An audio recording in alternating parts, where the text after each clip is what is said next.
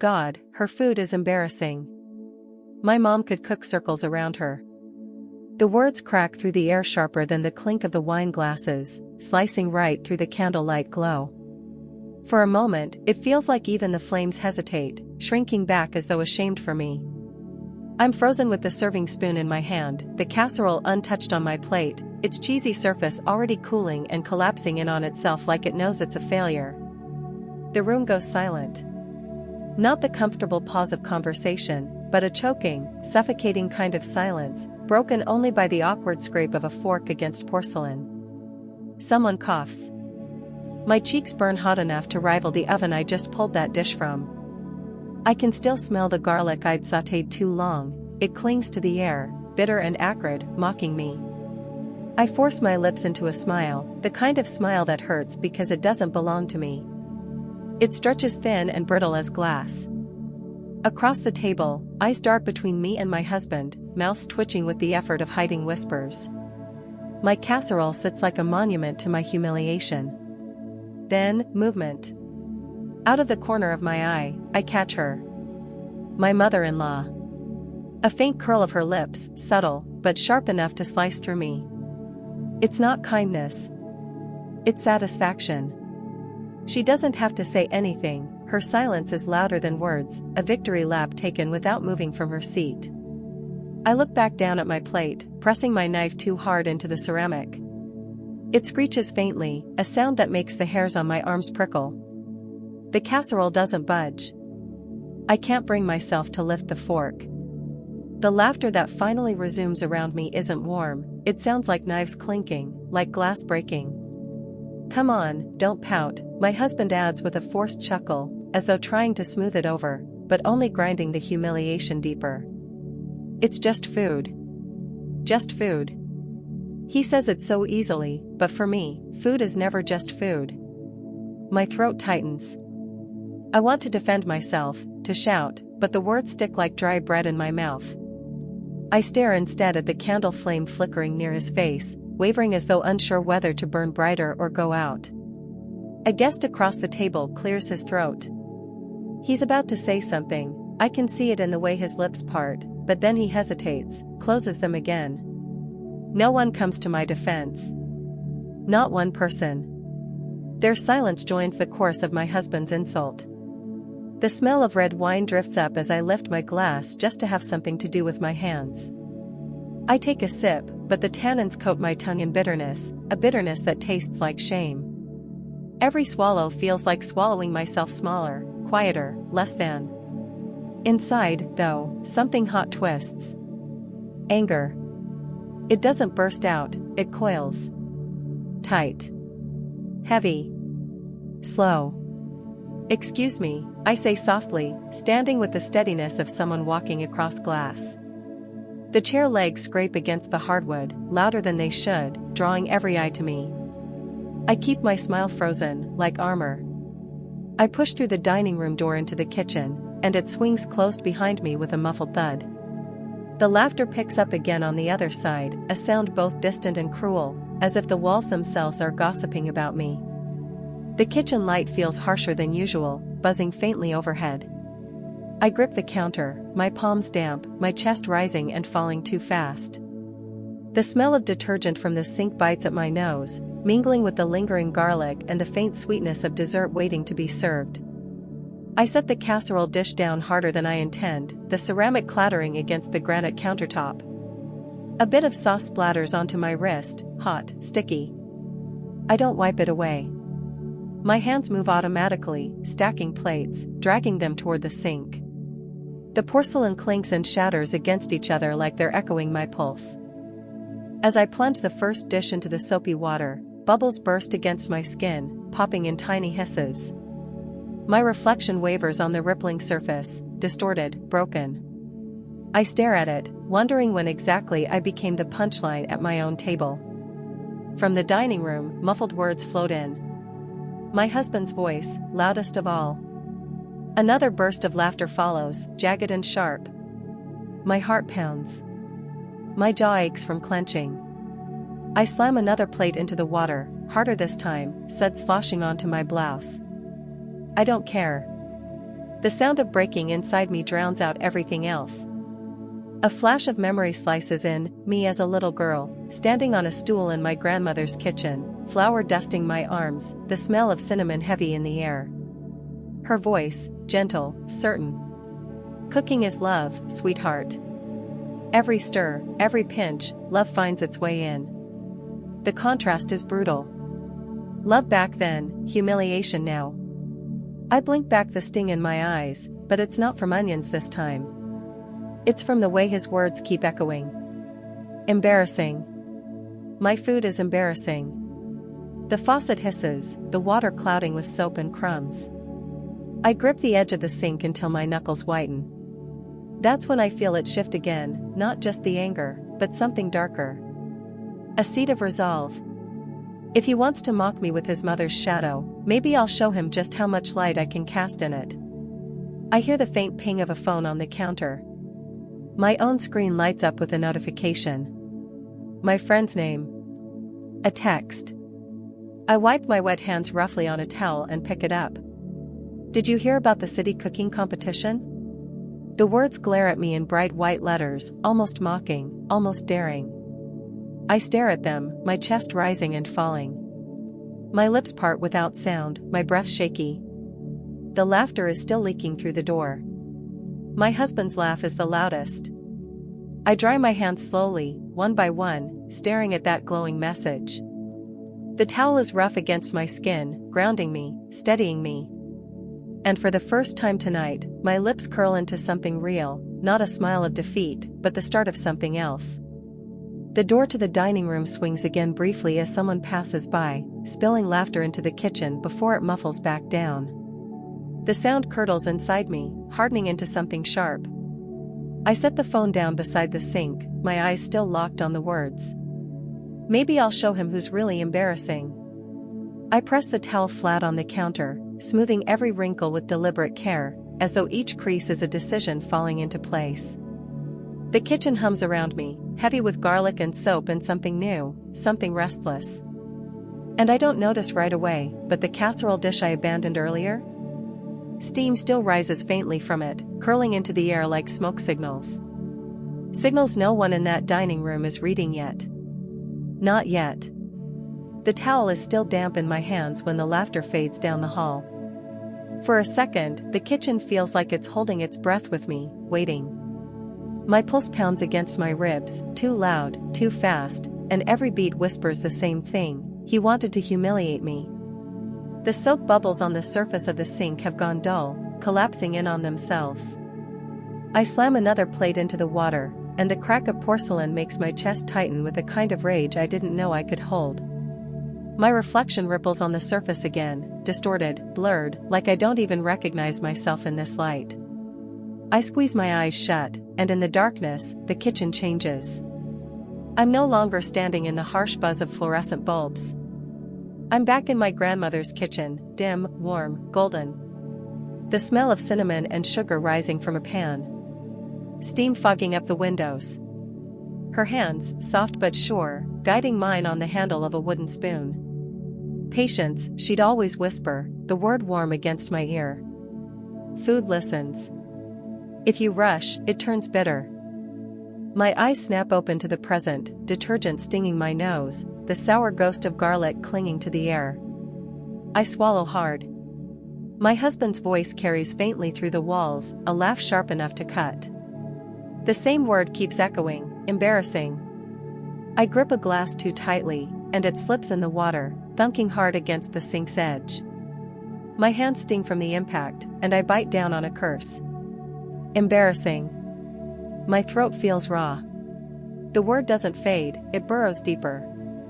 I hear the clatter of footsteps in the dining room. For a moment I wonder, will he come in? Will he notice? But no, the door stays closed. The laughter doesn't falter. He doesn't even think to look for me. My eyes drift toward the stack of cookbooks on the counter. Old, stained spines leaning against each other, forgotten in their corner. I reach for one without thinking, tugging it free. Dust puffs up, bitter and dry against my throat. I cough, flipping pages with wet fingers that wrinkle the edges. And then, something slips free. A yellowing recipe card, the ink faded to brown. My breath catches. The handwriting is hers. My grandmother's. Slanted, looping, smudged where her thumb must have pressed. I run my finger along the words, tracing them like scripture. Braised short ribs, slow and steady. My chest tightens, not with shame this time, but with something almost holy. I can almost smell her kitchen again, onions sizzling, butter melting slow, that comforting fog of love. The dining room bursts into laughter again, louder, crueler. It jolts me back. I clutch the recipe card against my chest, so tight the paper crinkles. My breath is shaky, but my voice comes out steady, even if no one else can hear it. Maybe I'll show him who's embarrassing. My phone buzzes again on the counter. That same message from my friend glows. Did you hear about the city cooking competition? I stare at it, heart hammering. My palms are damp, the card still trembling in my grasp. I glance at the door, then back at the glowing screen. My chest feels like it's caught fire. The faucet drips into the silence, each drop ticking louder, louder, until it's unbearable. I dry my hands on the dish towel again, slower this time, deliberate. The laughter keeps rising and falling in waves beyond the door, but it no longer crushes me. It fuels me. I lay the recipe card flat on the counter, smoothing its wrinkles with the pads of my fingers. The ink blurs faintly where the paper's been stained by grease and time. I whisper to it, almost like a vow, you'll be my secret weapon. The kitchen hums. The fridge rattles faintly, the bulb overhead flickers. Somewhere outside, a car door slams, muffled. Life continues, unaware of the storm forming in my chest. I picture him out there, bragging. Maybe even telling that story again someday, how I ruined dinner. He doesn't know that with every smug word, he's tightening the knot of his own undoing. I clutch the recipe card once more, holding it up to the dim light. The handwriting glows faintly, fragile but unshakable. My lips curve into a smile that feels nothing like defeat this time. The door to the dining room creaks. I freeze. A shadow passes across the floor. My hand flies instinctively, hiding the recipe card behind my back. The laughter swells again, and the shadow retreats. The door clicks shut. My breath releases in a ragged exhale. I press the recipe card to my lips briefly, like a kiss, then slip it carefully into the inner pocket of my blouse. Close. Protected. Mine. I return to the sink, plunging my hands into the soapy water again, but now it feels different. Not a punishment, but a mask. If he walks in, all he'll see is me washing dishes, like always. Not planning. Not plotting. The bubbles pop softly, like tiny secrets escaping. The phone screen goes dark on the counter, but those words don't leave me, the city cooking competition. My pulse surges every time I think of them. The idea begins to root itself deeper, fed by anger, watered by humiliation.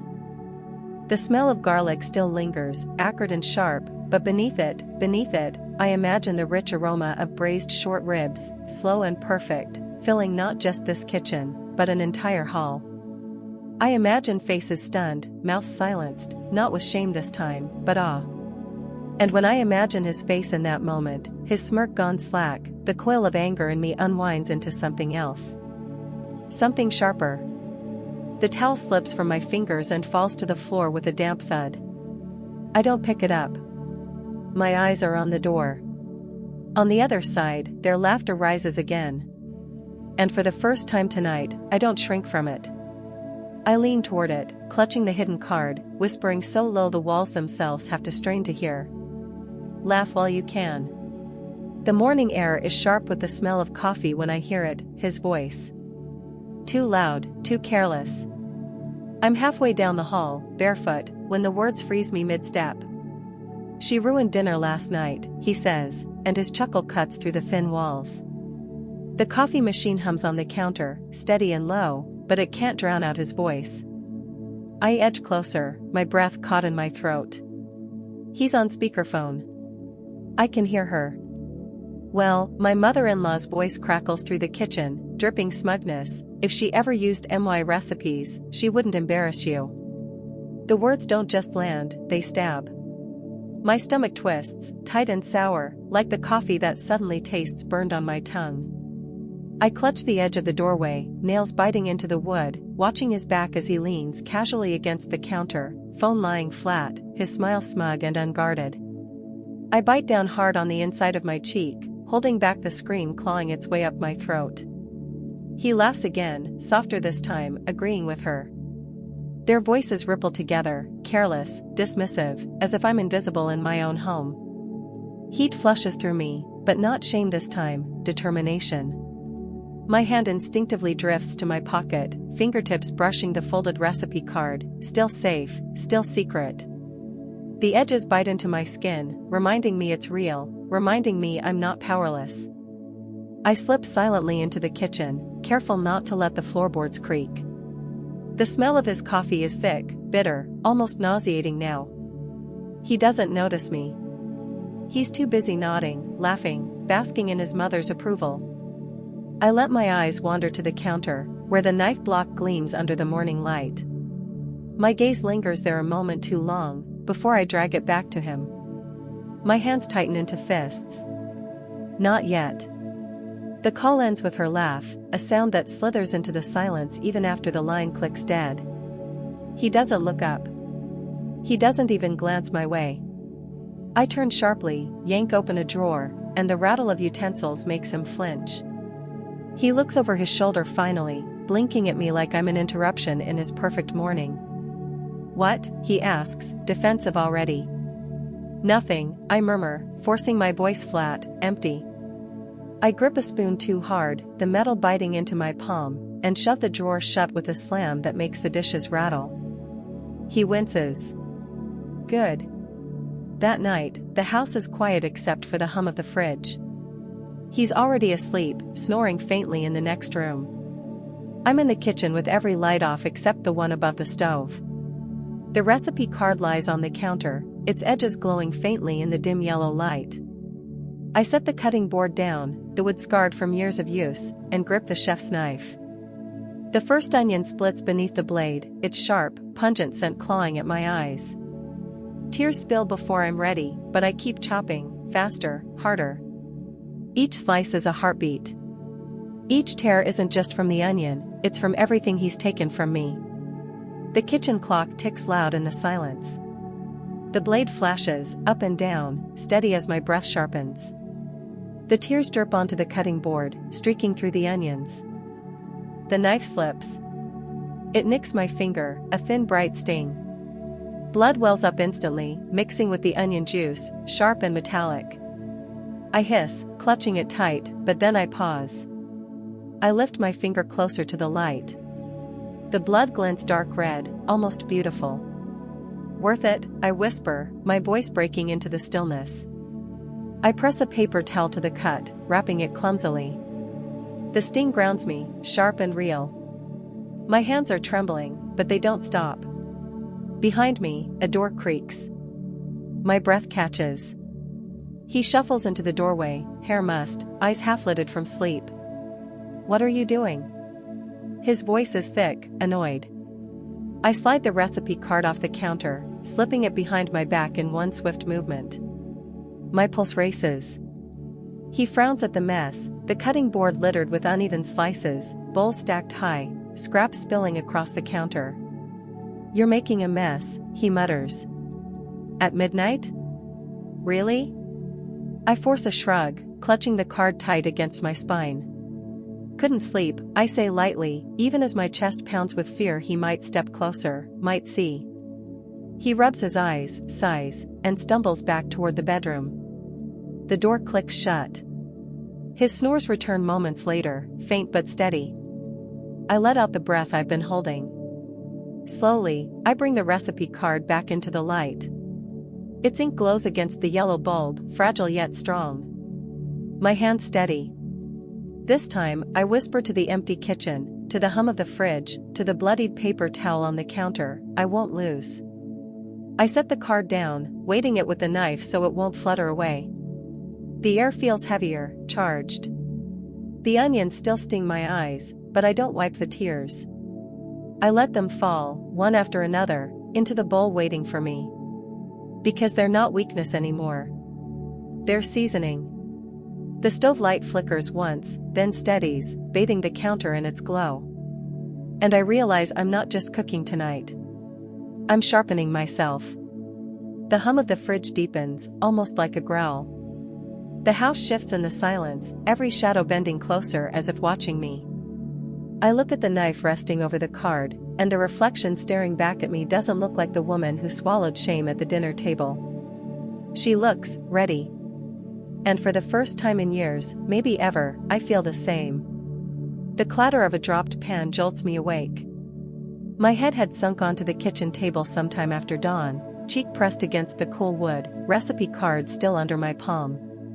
My body aches, wrist stiff, eyes gritty with exhaustion.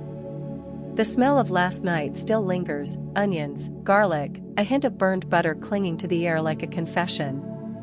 I straighten quickly, hiding the card in the folds of a cookbook just as he walks in. His eyes sweep the kitchen, the bowls stacked high, counters smeared with flour and grease, knives scattered like weapons abandoned mid-battle. He frowns. Seriously? His voice is heavy with disdain, dragging against my skin. What is all this? I keep my face neutral, though inside I'm trembling from lack of sleep, from anger, from everything.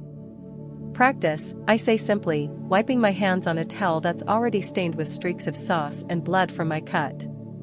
He snorts. Practice? For what? You barely managed dinner, and now you're, what, training like it's the Olympics? He chuckles, low and sharp. The sound makes my stomach twist.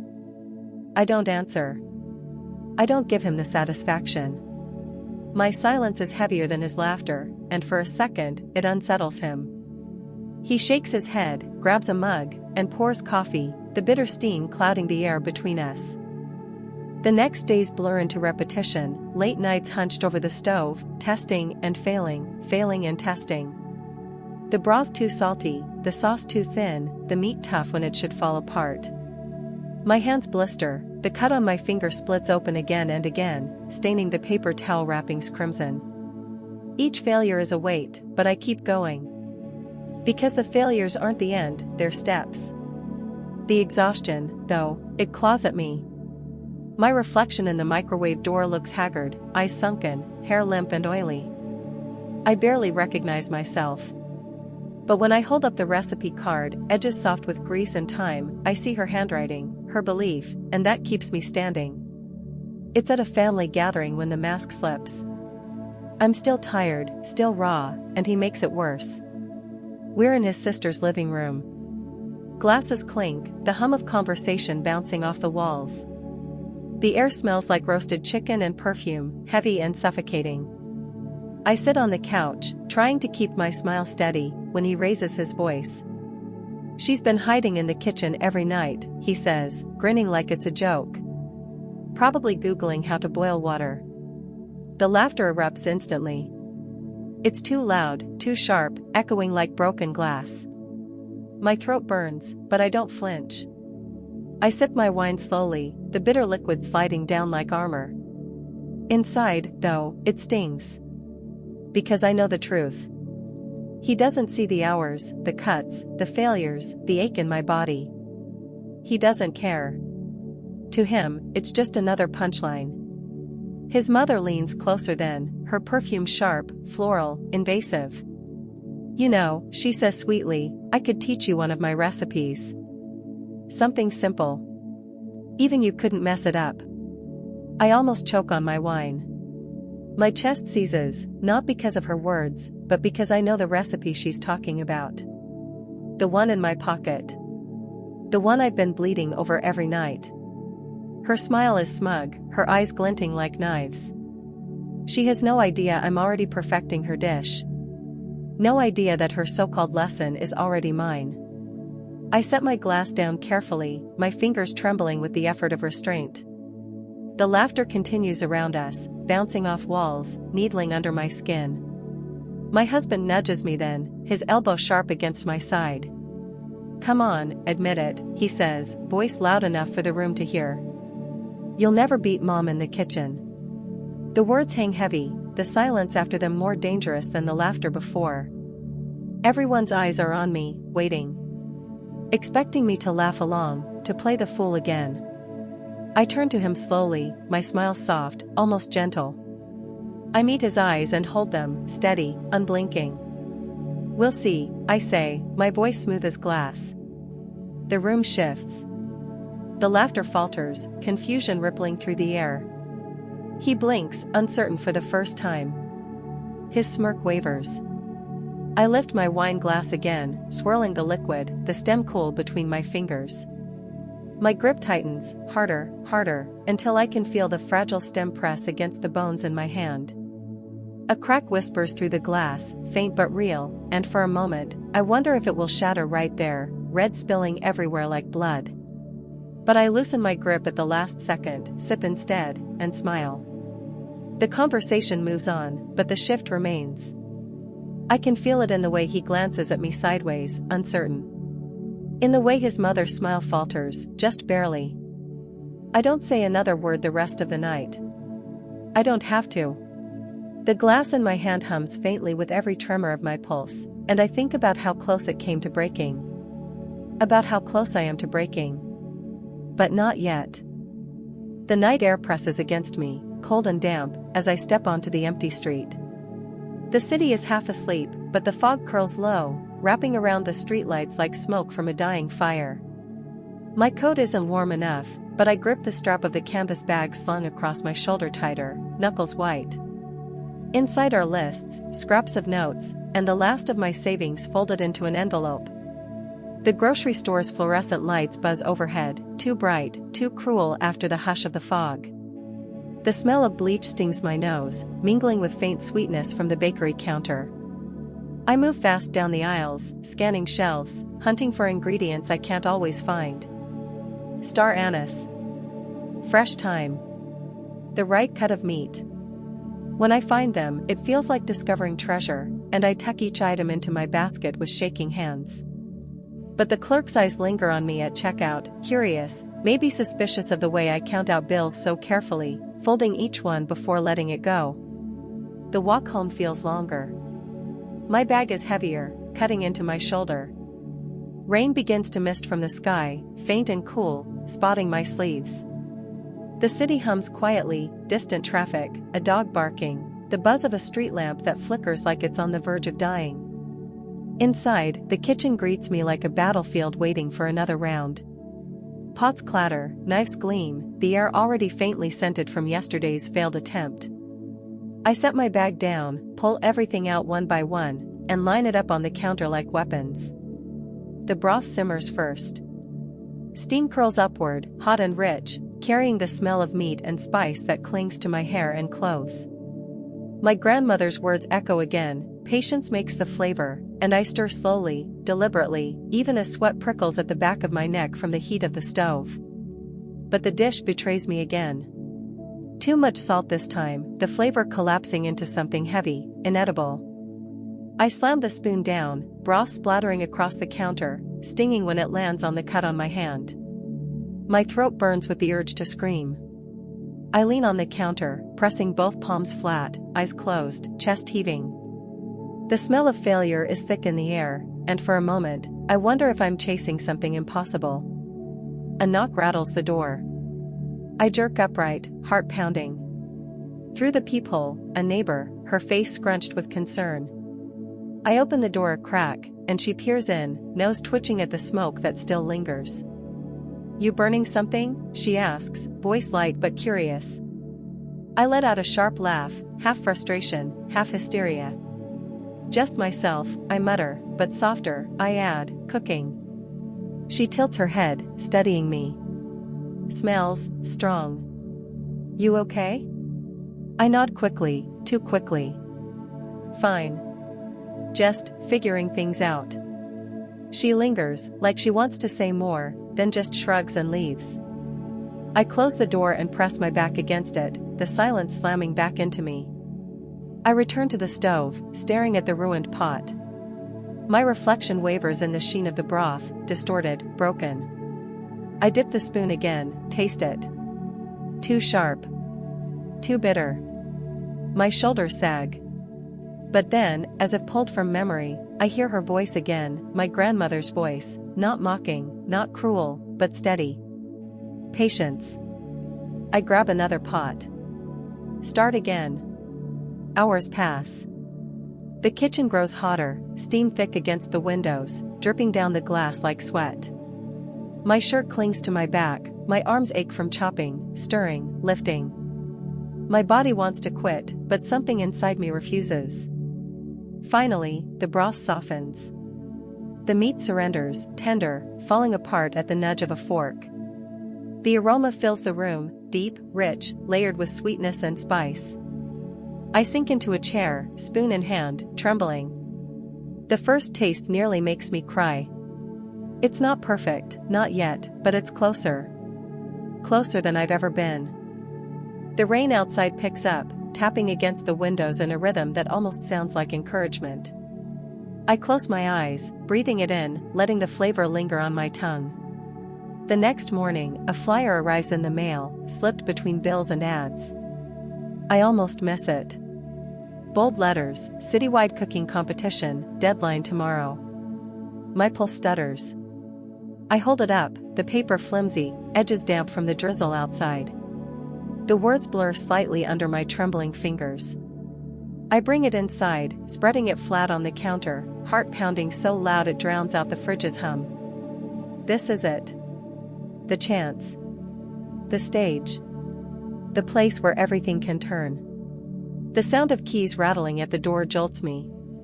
He steps in, shaking rain from his coat, and spots the flyer instantly. "What's this?" he asks, picking it up. His tone is casual, dismissive, but his eyes are sharp. My throat tightens. "Nothing," I say too quickly, reaching for it. He scans it, then snorts. "Oh, please. Why waste money on a lost cause?" He crumples it in one fist, tosses it toward the trash can. It misses, lands on the floor, soggy from the rainwater on his shoes. The sound it makes, soft, pathetic, lights something inside me. As he walks away, muttering about dinner, I crouch, pick it up gently, smoothing the wrinkles, flattening the creases. My fingers linger on the words, damp but still legible. I set it carefully on the counter, pressing it flat beneath my palm. My chest rises and falls in steady rhythm. My hands don't shake this time.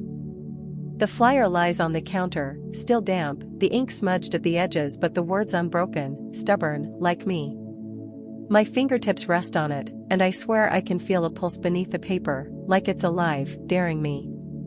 The house is silent except for the low hum of the fridge, the faint ticking of the clock on the wall. He's in the other room, his footsteps heavy as he paces, talking on the phone with someone I don't recognize. His voice drifts in and out, clipped, sharp, dismissive. I don't care what he's saying. My eyes are locked on the flyer. I take a breath so deep it scrapes against my ribs, then grab a pen. The entry form is short. Name. Dish. Contact information. My hand shakes as I write, each letter carving into the paper like an oath. The rain outside hasn't stopped, but I slip into my coat, the hood pulled low, and step out with the flyer clutched against me. The mailbox at the corner is slick with water, red paint peeling, its mouth open like it's waiting. I hesitate, the paper trembling in my hand. Then, I shove it in before I can lose my nerve. The clang of it dropping inside echoes louder than it should, louder than the cars splashing past, louder than the thunder rolling in the distance. My heart races.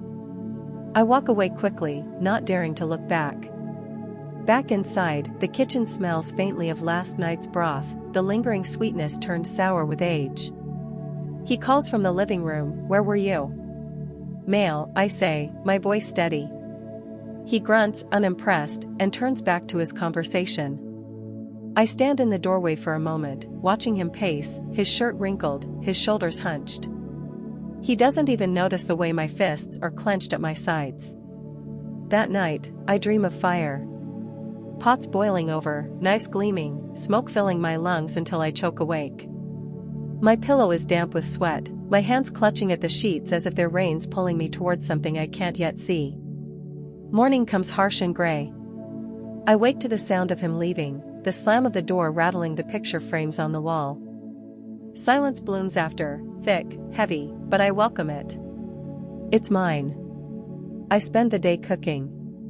Over and over, the same dish, refining, tasting, adjusting. The house fills with steam, with smells so rich and layered they make my eyes sting. My hands blister from heat, nick from knives, but I don't stop. Each cut, each burn feels like a step forward. At one point, I open the window to let the air out, and the smell escapes into the street. A child walking by stops, tilts her head, sniffs the air, and smiles wide. The sight makes something inside me ache, sharp and sweet. I close the window quickly, guarding the moment like a secret. Evening falls, and exhaustion weighs heavy on my bones. I collapse into a chair, staring at the table covered in scraps of herbs, spice jars tipped over, stains spreading like maps of battles fought. My chest rises and falls, but I can't stop smiling. I'm close. So close. 2 days later, an envelope arrives in the mail. Thin, white, ordinary, but my name printed across the front makes it extraordinary. My fingers tremble as I tear it open, the paper crackling. Congratulations, it begins. My breath catches. I sink into a chair, clutching the letter like it might vanish if I let go. My eyes sting, my throat tightens, and for the first time in years, I laugh, not bitter, not hollow, but real. The sound startles me. I hear the key in the door. He steps in, shaking rain from his shoulders again, his face set in its usual scowl. He notices the letter immediately. "What's that?" he asks. My chest tightens, but I don't hide it. I place it flat on the table. I'm in. The competition. He blinks, then bursts out laughing, sharp, cruel, echoing off the kitchen walls. You? Competing? God, they'll eat you alive. The words cut, but they don't sink as deep this time. I let him laugh. I sit still, letter under my palm, a quiet fire burning inside me that his voice can't touch. When he finally stops, wiping his eyes, he mutters, "Don't embarrass yourself too badly." He tosses his coat on a chair and disappears down the hall. I trace the letters on the page, "Congratulations," over and over with my fingertip until the paper is soft, almost torn. My jaw is set, my heart pounding. The night before the competition, I barely sleep. I stand in the kitchen instead, practicing one final time. The broth bubbles gently, the steam curling like ghostly fingers around my face. I taste, adjust, breathe. The hours slip by, marked only by the ticking of the clock and the soft scrape of spoon against pot. My hands move with a rhythm that feels ancient, as if passed through blood, through memory, through whispers of the past that still cling to me. At dawn, I pack carefully. Every ingredient measured, every spice jar secured, knives wrapped in cloth like sacred relics. The kitchen looks stripped bare when I'm done, like a stage after the final curtain falls. He stirs as I pass the bedroom. "Where are you going?" he mumbles, voice thick with sleep. "Competition," I answer. My tone leaves no space for argument. He scoffs but doesn't rise. I don't wait. Outside, the morning is damp, the sky a muted gray that smells of rain. The city feels awake in a different way, buses hissing, horns honking, people rushing with umbrellas tilted against the wind. I move through it all with the bag clutched to me like armor. The venue looms ahead, a tall building, banners fluttering, the words "Annual Culinary Showcase" bold and proud. My breath hitches at the sight. My steps falter, but only for a second. Inside, the air is electric.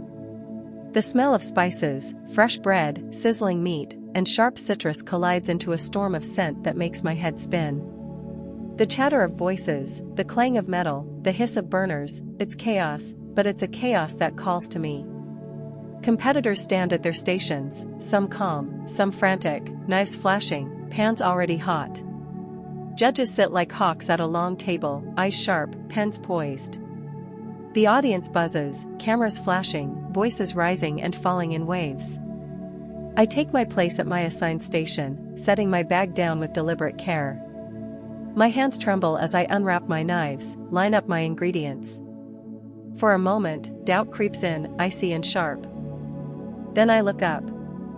Across the station, a woman catches my eye, an older competitor, her hair silver, her expression steady. She nods once, small, almost imperceptible, but it's enough. The announcer's voice booms, "Chefs, prepare yourselves." The challenge begins in 5, 4. My pulse hammers in sync with the countdown. I grip the handle of my knife, the steel cool against my palm. 3, 2. The room holds its breath. 1. Flames roar to life, knives strike boards, and the air fills with sound, with scent, with tension so sharp it could cut skin. My first cut is clean, sure. My broth pot clatters onto the burner, water hissing as it hits hot metal.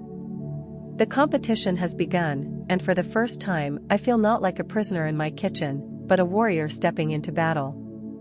And as the steam rises, thick and fragrant, I know, every eye will turn.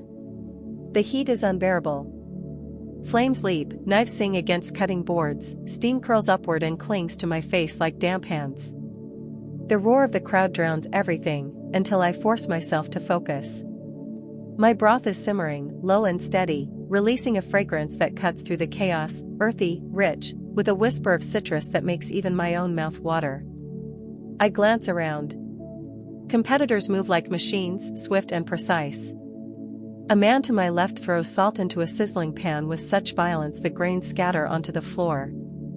Across the room, someone yells in frustration, a pan crashing down, oil hissing. The tension in the air feels sharp enough to split skin. My knife slips, just once. A shallow slice blooms red across my fingertip. The pain bites quick, metallic. I grip my teeth, bandage it fast, and keep moving. I don't have time to bleed. The broth deepens, color dark as mahogany, steam carrying layers of memory, my grandmother's kitchen, the whisper of her voice, the weight of every Sunday she lifted me into a chair to stir. That memory steadies me. My spoon trembles only slightly as I taste. Perfect. The announcer's voice cracks through the noise, 1 hour left. Gasps ripple. Time is slipping like water, fast and merciless. I shift into overdrive. My hands move on instinct, chopping, ladling, stirring. Sweat drips into my collar, stings my eyes. My heartbeat drowns out the clamor, syncing with the rhythm of knife and flame. But then, I hear it. His voice. From the crowd. Laughing. Mocking. I freeze, spoon hovering. I hadn't expected him to come. His laughter curls like smoke into my lungs, choking me. My chest tightens, my hands tremble. Pathetic, he mutters, just loud enough. I see his smirk, his arms folded, his eyes daring me to crumble. The broth bubbles, a low hiss, demanding my attention. I swallow hard, grip the spoon tighter, and stir. One breath. Then another. His voice fades under the rising storm of sizzling pans and boiling pots. I focus. Slice. Stir. Taste. Adjust. The world narrows to the station in front of me, the dish taking shape beneath my hands. I am not small here. I am not silent. Every cut of the knife says, I am here. 10 minutes. The final stretch. My dish is ready, but something's missing. I taste again, close my eyes, let the flavors bloom on my tongue. Then it hits me. A single sprig of charred rosemary. Smoke. Memory. Fire tamed. My hands shake as I light the sprig, the flame licking the air, leaving behind a scent that bites sharp, then softens into something almost holy. I set it gently atop the broth, and suddenly it is complete. Whole. Alive. Time's up. Step away. The clang of knives dropping, the hiss of burners dying, It all collapses into silence, the crowd holding its breath. Judges rise, solemn, their pens poised, their eyes unreadable. One by one, they move down the line. Murmurs. Nods. A raised eyebrow here, a pursed lip there. My stomach twists tighter with each step they take closer. My hands are slick, trembling. Finally, my turn. A judge leans in, inhales the broth. His eyes flicker, surprise? Then he dips the spoon, lifts it slow, lets the liquid catch the light. The first taste. His lips close around the spoon. His face stills. Seconds stretch unbearable. Then, the faintest smile. Small, but real. Another judge follows, and another, and each one pauses longer than the last. I can't breathe. The head judge sets the spoon down, looks directly at me. This tells a story. My throat closes. I can't answer. My eyes sting, my chest feels like it will burst. The audience erupts, applause, cheers, voices rising like a tide. But under it all, I hear one thing, silence from him. He's frozen, his smirk gone, his eyes wide, jaw tight. The announcer's voice booms. And the winner is... A drumroll shakes the air. My knees threaten to give. Chef number 23. That's me. The sound crashes over me, cheers, clapping, the pounding of feet. My name echoes. My name.